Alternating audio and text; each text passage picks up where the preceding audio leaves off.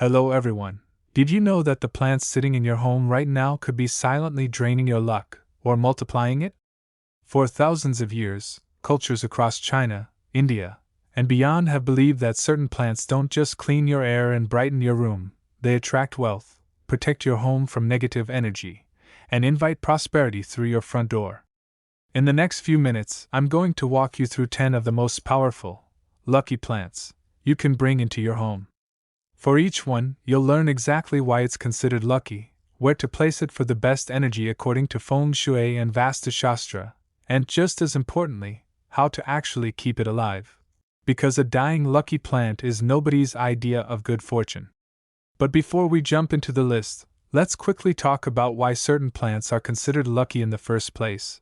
Because this isn't just superstition, it's a blend of symbolism, energy philosophy, and genuine plant science. In Feng Shui, the ancient Chinese practice of arranging spaces to balance energy, plants are living conductors of energy. Round leaves symbolize wealth and coins, upward growth symbolizes prosperity rising, and evergreen, hardy plants symbolize resilience and long life. In Vastu Shastra, the Indian architectural science of harmony between humans and nature, plants are placed according to direction, with north for wealth, east for health, and southeast for prosperity, to channel positive cosmic energy through the home. And on a more practical level, many of these lucky plants are also excellent air purifiers, low maintenance, and genuinely calming to have around, which is probably part of why the luck association stuck around for centuries. Stick around till the end, because the last plant on this list is the one Feng Shui masters call the single most powerful money plant of all. Let's get into it, starting with the most famous one. Money plant. We have to start with the plant that literally has money in its name, the money plant, botanically known as Epipremnum aureum, and also called devil's ivy. Its round, heart-shaped leaves are said to resemble coins, and in Feng Shui, a thriving money plant symbolizes continuous, flowing wealth. Its vines are trained to climb upward, representing growth and rising fortune, and in many Asian households, this is the very first plant gifted to someone moving into a new home or starting a new business. According to Feng Shui, place it in the southeast corner of your living room, the wealth corner of the home, and avoid the bathroom, as it's believed to flush money away. Many people also grow it in a glass vase of water near the entrance to welcome prosperity in. As for care, it thrives in low to bright indirect light and is extremely forgiving, so let the top inch of soil dry out between waterings, roughly once a week, or simply grow it in a jar of plain water with no soil at all. Any well-draining potting mix works fine, and pinching the vines occasionally will encourage bushier growth instead of one long, leggy vine. Just keep in mind it's mildly toxic to cats and dogs if chewed, so it's best kept up on a shelf if you have curious pets. Lucky bamboo. Next up is a plant so associated with fortune that it's got the word lucky built right into its name. Lucky bamboo, or Dracaena sanderiana. Fun fact, despite the name, it isn't actually bamboo at all, it's a member of the Dracaena family. In Chinese Feng Shui, lucky bamboo represents the 5 elements: wood from the stalk, earth from the pebbles or soil, water from the vase, fire from a red ribbon often tied around it, and metal from a coin sometimes placed at the base. Having all 5 elements in balance is believed to bring harmony and good fortune to a space. And the number of stalks matters too, with 3 stalks for happiness, 5 for wealth, 8 for growth, and 9 for the ultimate good luck.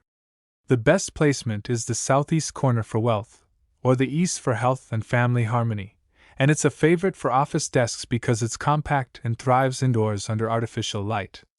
It needs bright, indirect light and should avoid direct sun, which scorches the leaves. If grown in water, change it every 1 to 2 weeks and keep the roots fully submerged, and if potted in soil, keep it lightly moist while keeping it away from cold drafts and air conditioning vents. One extra tip: use filtered or distilled water, since bamboo is sensitive to the chlorine and fluoride in tap water, which can cause yellowing leaf tips. Jade plant. Third on our list is the jade plant, Crassula ovata, often nicknamed the money tree or friendship tree. Its small, round, coin-shaped leaves are the reason this plant is so closely tied to wealth symbolism, and its thick, sturdy trunk resembles a miniature tree, symbolizing strength and steady financial growth over time. In many cultures, jade plants are given as housewarming or business opening gifts, because a plant that grows slowly and steadily is thought to mirror steady, lasting prosperity rather than sudden, unstable luck. The best placement is the southeast corner for wealth, though it's also popular near the entrance so it greets wealth as it enters the home, often in a red or gold pot to further activate the money energy. It loves bright, direct sunlight for several hours a day, so a south or west-facing window is ideal, and since it's a succulent, you should let the soil dry out completely between waterings, since overwatering is the #1 killer of jade plants. Use a cactus or succulent mix with excellent drainage, and know that jade plants can live for decades, often passed down as family heirlooms, a living symbol of generational wealth. One caution: it's toxic to pets if ingested. Snake plant. Now let's talk about the snake plant, also known as Sansevieria trifasciata or mother-in-law's tongue, one of the toughest, most forgiving plants you can own, and a serious powerhouse in Feng Shui. Its tall, upright, sword-like leaves are believed to shoot positive energy upward through a room while simultaneously acting as a protective shield against negative energy, almost like a silent guardian near your doorway. NASA research has also shown it's one of the most effective natural air purifiers, converting carbon dioxide into oxygen even at night, which only adds to its life-giving reputation.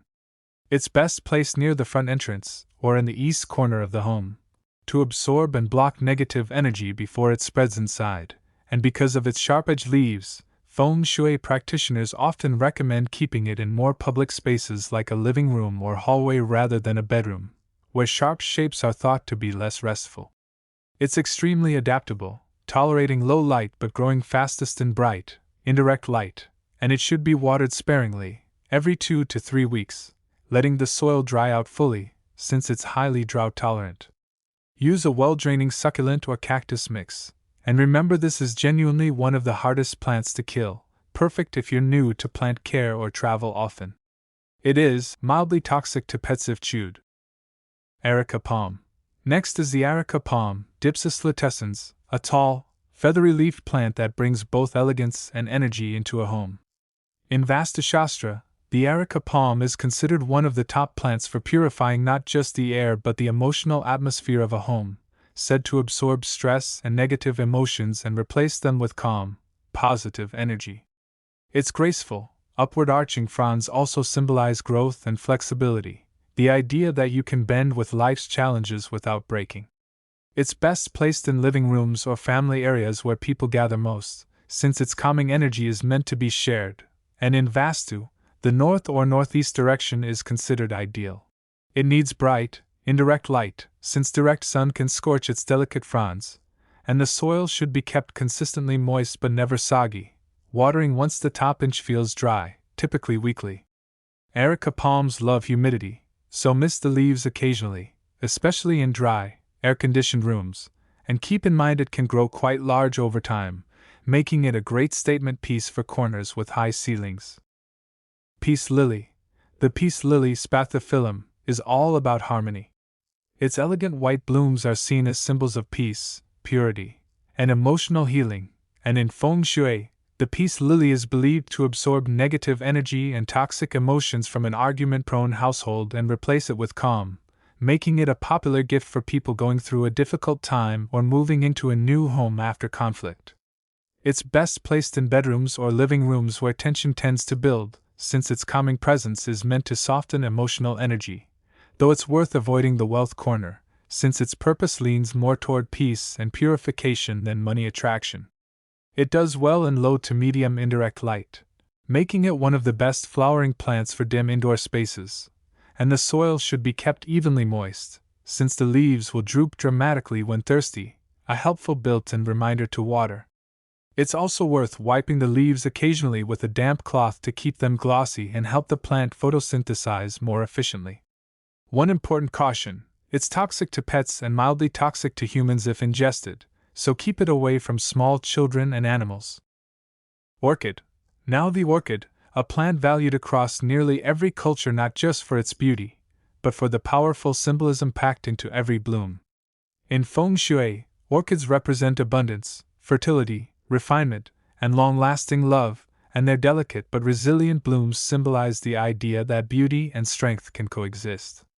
Pink and red orchids are specifically associated with love and romance, while purple orchids are tied to wealth and nobility, meaning the color you choose becomes part of the luck you're inviting in. They're best placed in bedrooms for love and relationships, or living rooms for general prosperity and refinement, and in Feng Shui, orchids are considered ideal for softening sharp, aggressive energy, like near a corner or a straight hallway. They need bright, indirect light, so an east-facing window is ideal, and here's where a lot of people trip up. Orchids should be watered only every 7 to 10 days, with the pot draining completely, since standing water is the fastest way to kill one. They also love humidity, so a bathroom with a window or occasional misting works well, and after the blooms fall, don't discard the plant, since orchids rebloom with patience and the right care, sometimes taking several months. Holy Basil. Number 8 is one of the most sacred plants in Indian households, Tulsi, or Holy Basil, Ocimum tenuiflorum. In Hindu tradition, Tulsi isn't just a lucky plant, it's considered a goddess in plant form, and many homes across India keep a Tulsi plant in a dedicated pot right at the entrance or courtyard, worshipped daily. It's believed to purify the surrounding air both physically and spiritually, ward off negative energy, and bring health, harmony, and prosperity to everyone living in the home. According to Vastu, it's best placed in the north, east, or northeast direction of the courtyard or balcony, ideally in a raised pot so it receives direct morning sunlight, and it's traditionally never kept in the bedroom, since it's considered too sacred for a private space. It needs full sun, at least 6 hours of direct sunlight daily, and should be watered when the top inch of soil is dry, avoiding letting it sit in water, with well-draining soil ideally in a clay or terracotta pot. It's also worth noting that Tulsi leaves are used in teas and traditional remedies, so this is a plant that gives back in more ways than one. Aloe vera. Almost at the top of our list, aloe vera, a plant so useful it's earned a spot in nearly every home, for both luck and practicality. In Feng Shui, aloe vera is considered a protective plant, believed to absorb negative energy and misfortune before it reaches you, almost like an energetic bodyguard by your window or door. Its thick, healing gel has also made it a symbol of health and resilience across many cultures for centuries, since a plant that heals your skin is naturally associated with healing your luck too. It's best placed on a sunny windowsill in the kitchen or an east-facing window, where its protective energy is believed to filter incoming light and energy. It needs bright, direct sunlight for several hours daily and is deeply drought-tolerant, so water only every 2 to 3 weeks, letting the soil dry out completely between waterings, in a cactus or succulent mix with strong drainage. It's also handy to keep a leaf nearby, since snapping one open gives you fresh gel for minor burns or skin irritation, no extra shopping required. Rubber plant.